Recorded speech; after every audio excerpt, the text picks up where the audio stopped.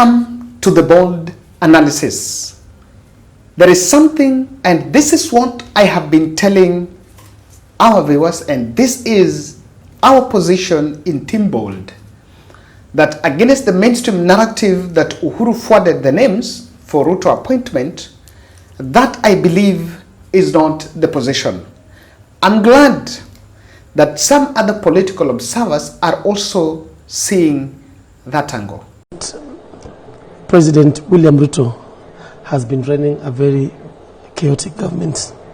A government that has not won the confidence of the people, and the people were disillusioned, and all our institutions had lost their vitality, and the people of Kenya for a very long time felt they were left alone. After the Gen Z movement, we saw the president attempt to make some changes to his cabinet, hoping to inject new blood and maybe give hope to Kenyans, which didn't again work. Now, I don't want to say that this cabinet reshuffle has happened after the Ishaweri visit, though actually it has, but I don't want to give any relationship between these appointments and that visit, because the way I know the fourth president, he gave a very clear statement as to what the contents of the meeting were. And I want to stick to what he said, that these are the reasons as to why we met. It is common practice and good behavior that two statesmen meet. And then he talked about having held a discussion on national interest, and then about animosity that was there between government and the opposition. And then he emphasized the need for transparency and accountability, and the need for the president to stabilize the nation. Then if the president felt that with the advice that he had gotten from the fourth, what then would happen is that I need then to bring in more people that can help me achieve this, and those people will be found. When I raised it, some people thought, okay, Kevin, that's an alien thought. That is, you've carried the box. That is not even outside the box. You've carried the box. And I can tell you in the fullness of time, I will be vindicated. Don't expect Uhuru Kenyatta to come and say here, I did not send so and so. That is not, Uhuru Kenyatta is no longer the politician. He doesn't have any interest. But just as time unfolds, I will be vindicated. In this podcast, I'm going to show you a number of politicians that William Ruto has approached for appointment, but on more specific narrowing down to former CS Matiangi's impromptu event in Kitui, and why he has rejected William Ruto's cabinet slot. Kindly subscribe to our channel. We are having an urgent appeal to support Charles here. Charles collapsed 3 weeks ago. He was rushed to the hospital. Later he was put on oxygen for 1 week. He came out a bit stable, but again it was confirmed that he was suffering meningitis, with of course coming from another underlying condition that, if you allow me, I keep it confidential. And so what is happening now is the medication that hospital has stopped. The bill is 290,000. Having realized he doesn't have a strong support system in Nairobi, we arrived at a conclusion that as Team Bold, in the best interest of Charles, we be help to offset half the bill. 300, it is 290, so it's around 150,000. Then also get an ambulance to take him to a nearby hospital in Seme, where he has his only elder brother, only born two. He only have his only elder brother at home who can take care of him because of his situation. So he's going to be taken to a nearby hospital. Then the brother will be able to support and help him go through that medication. Kindly, guys, we are really reaching out to you on behalf of this gentleman. And I want to say thank you. Na nilikuwa naomba usaidizi, nisaidiwe. Hospitali hii mahali niko nishatibiwa, kweli wameshanitibu. Sasa pesa imepanda 290,000. Sasa wanataka kusimamisha matibabu. Sasa naomba kama inawezekana, kama inaweza badilishwa, ni badilishwe, kwa sababu hakuna matibabu inaendelea. Ndio. Now, I believe it can work. Let's support. Kidogo kidogo hujaza kibaba. Now, Uhuru Kenyatta will completely sit out of this debate as to whether he appointed people to cabinet or not, to Ruto's cabinet or not. Despite of the media mileage, the mileage that media is according him, I'm sure unlike Raila Odinga, who went in public and said that ODM had donated experts to government. And of course, he wanted to say that so that he can show the support base that his handshake with William Ruto is not just in vain. I am sure that Uhuru Kenyatta will not play that script and will decide to play his call. And of course, tomorrow I will try to challenge the dominant narrative around this impeachment. Reports emerge that there was an attempt to tap former Cabinet Secretary Fred Matiangi, who jetted back in the country last week or earlier in the week for Christmas holidays. Among other politicians that President Ruto has allegedly approached for appointments is Charity Ngilu, who was a very close Azimio Umoja confidant, Polycarp Igathe, who vied for Nairobi deputy governor seat but is now currently having a corporate job, and Cleophas Malala, who was the former Secretary General of UDA party and was hounded out of that party unceremoniously because of his close ties with the former Deputy President Rigathi Gachagua. Malala is allegedly being sought out so that Ruto can cut the links, or rather the western wing of forming Rigathi Gachagua Kalonzo coalition. The other person being sought is Kate Waruguru. You remember the vocal Kate Waruguru when he led Ruto Must Go chants in Githurai? And that forms part of the bad political optics why Rigathi Gachagua was actually hounded out of office. To some extent, it really played against Rigathi Gachagua's tenure in government. Peter Munya was, until the time they left government, was the agriculture CS. And it's reported that Peter Munya was supposed to attend Kalonzo Eugene Wamalwa rally in Runyenjes in Embu, but he never showed up, with now reports that probably he could be the one in line to be absorbed in future appointments that President Ruto is going to make. Now, CS Matiangi, on his portfolio, cannot be appointed to a board of management of some state corporation. He can only be given, the least he can be given is a ministerial portfolio, looking at his profile and rank.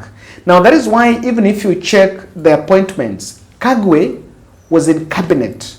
So he was appointed a cabinet portfolio. A governor can only be appointed in ministerial position. And that is why both Kabogo and Lee Kinyanjui were actually given ministerial portfolio. Now, Matiangi is alleged was supposed to take up a position in the Ministry of Education that is also currently being held by Akisi. This ministry has been reserved for Kisi for quite so long.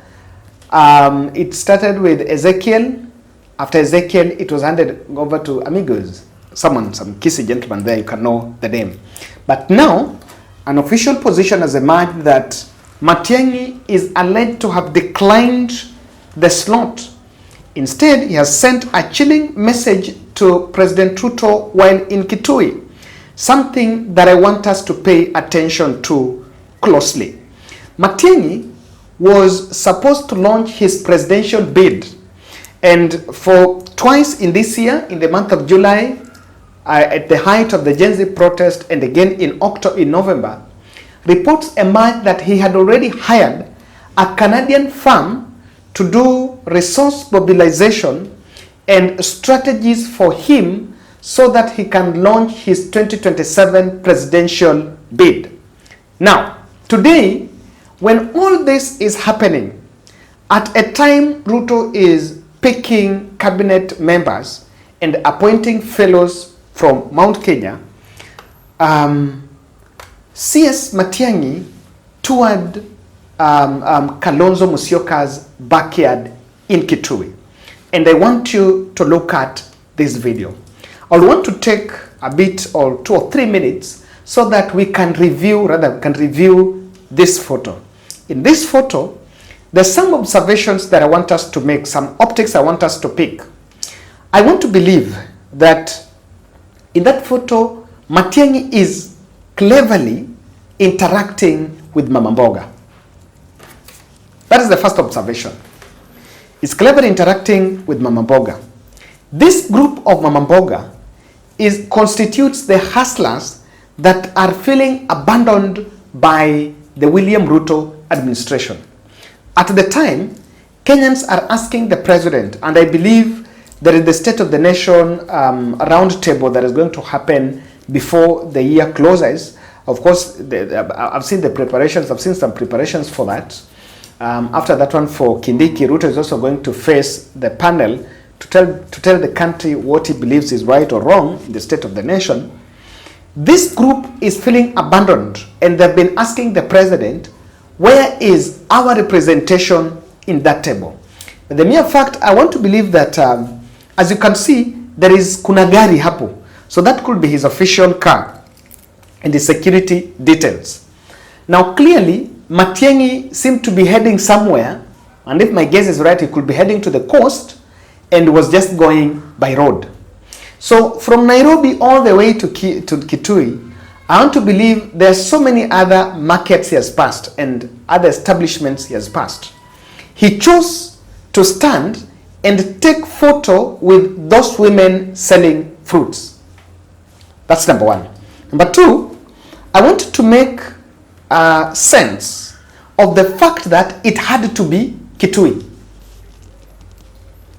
Why Kitui? Was Matiangi heading to meet Kalonzo Musyoka? Or is Matiangi having some underground meetings with Kalonzo Musyoka? Remember, just on the weekend, Rigathi Gachagua was in Makueni and confirmed that he's already having some discussions with Kalonzo Musyoka on how they can work for 2027 presidential contest. Now, the choice of having the stopover in Kitui is already drawing some political observations on his links with Kalonzo Musyoka. And even before you get to the fact of Kitui, you need to ask yourself, Matiangi has been around for some time, and since Ruto inauguration, he went off the public. The choice of making that photo public. Now that photo is not an amateur photo. It is shared, it is only available to the Kenyans.co, that website, and the ones having it. Did they have a Kenyans report on it? Probably the answer is no, yes. Or there is also a probability that they just decided to take that photo themselves, then they shared it out. And the act of now showing that Matiangi is going out to interact with the public is a clearest message that Matiangi is throwing himself in the political ring. You also need to make sense of the timing. The timing is at a time everyone is saying that Uhuru Kenyatta is joining Ruto administration. Could this be part of Uhuru Matiangi scheme to send a message that Uhuru is not attached to it? I am saying, I'll repeat, and I still hold that position. If Ruto was asking Matiangi on who to pick to cabinet or who to give appointment, out of 10 names, now he has done close to around 9 appointments. Out of those 9 appointments, you cannot tell me that Uhuru Kenyatta can fail to mention the name of CS Matiangi, that he can fail to name the name of CS Ukuri Yatani. either of the two, one of them will be in that position. One of them will be in that cabinet. So it's also a message that is sending out there. Now, lastly, I want us to look at this. The report that CS Matiangi was being sought by President Ruto. Of course, the script that Ruto wants to achieve by Matiangi is to get his strongest critics so that he can tone down the resentment and the rage he is going through. And of course, if you look at the appointments, there is no senior, the Kisii axis, he fully depends on Simbarati. Simbarati is an ODM weapon, and you can only use him on hire. If ODM decides to fold and go back to the original state, then you will lose Arati. So to that sense, it will make some sense his president will think of having Matiangi around him. But why is Matiangi rejecting those William Ruto's moves? I think Matiangi is is keen on closing ranks with Kalonzo Rigathi axis. I'm saying this again. William Ruto is very shrewd, and now he has unleashed all the guns. In fact, he has unleashed all the substitutions. The only thing remaining is the referee. For Kalonzo Rigathi or a formation to beat Ruto, you need a mother of all. You need a coalition of the people for the people, because that position Ruto is not there. So Matiangi is closing ranks with Kalonzo and Rigathi access.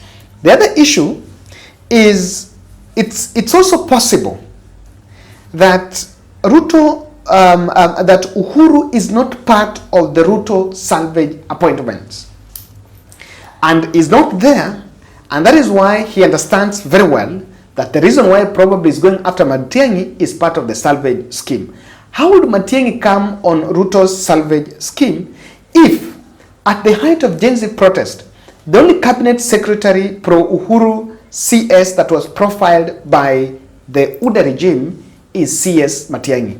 And to date, Matiangi believes that the profiling and the targeting were just personal vendetta against him by the president. You also need to agree, and I think Matiangi is during his tenure he was a bit more principled and more firm. He used to talk about Ruto lies all the time. The voice that Joho used to have on Raila camp is the voice that Matiangi used to have on Uhuru Kenyatta side. So it's very clear that on principle, he's also looking at Ruto leadership style, and he understands that even if he comes to that government, he will not be of any relevance in helping the situation. And lastly, the nationwide rejection of the Ruto administration is a worrying trend that really politicians are so cagey on. And I can tell you that now there is a stream of appointments. It will not take long before you see people resigning and being dropped, forcing themselves out of those positions. And expect more. Because to 2025, I think things are out. We are out for political campaign. Thank you guys. And this is an update of Watamu project. Asanteni. Welcome to the Bold Analysis. Thank you guys. I'm back. Team Bold Network. Asanteni sana. I'm back to Watamu. This is Edison. Yeah. And Harrison. Yes, so I'm just going to give all of them, both of them, to acknowledge the work we have done. They're going to give so much of what we're going to do apart from the house. This was the model of the wheelchair that we are doing. So this has already been brought. This is the first one. So pale wanaweka hizi vitu za kukando inaekwa. So ya hii iko somewhere there. This is the model wheelchair, the ones that we are designing. So after they're done with this, then another one is going to be brought. But already they have these ones. Now, Harrison, tuambie mambo nyumba imefika aje na umekuwa namna gani? The house is completed, but still they work hard. They work to make sure they paint the house inside, and then we say thank you for the supporters for supporting us to make us the house. Aya, nashukuru Mungu sana kwa hii nyumba ambayo umenisaidia kujenga. Tulikuwa hatuna mahali kwa kulala na kuishi, lakini tunashukuru kwa msaada ambao mmetufanyia. Yani tunashukuru, mejengwa. Sasa bado mafuta naendelea tu kupaka rangi humo ndani, yani kupaka rangi humo ndani kumalizia hiyo nyumba. Alafu pia tunaomba msaada wa choo, yani choo tuchimbie pia hiyo choo, manake tutashukuru sana kwa huo msaada yani. So guys, this issue of the choo, there's already a toilet here, but it's a very filthy state, and kwa sababu wao hawezi scroll through, we have already discussed with them. They are going to point out where we can do the chore. So immediately after Christmas, that is the next thing we will come back here to do. Josh is doing the work. Josh, tuambie nyumba umefikisha wapi bana? Umechukua muda sana, but tuambie umefikisha wapi and what is remaining. Okay, thank you. My name is Joshua. Nimekuwa nikisimama hapa kusimamia hii ujenzi. Nashukuru sana for the support. By now, if you see the outside, we have painted, and now we are going on to accomplish the inside part of the house. And the only thing that the main only thing that is remaining is just to paint the inside. And after plaster. Yes, plaster we have finished. Only small finishing we are doing there. And the only thing that is remaining, the main thing is to paint the inside, so that the house can at least shine. So I'm also appreciating so much for your support, and may God bless you for supporting the two brothers who could not afford to have their own house, and now at least they are well relieved.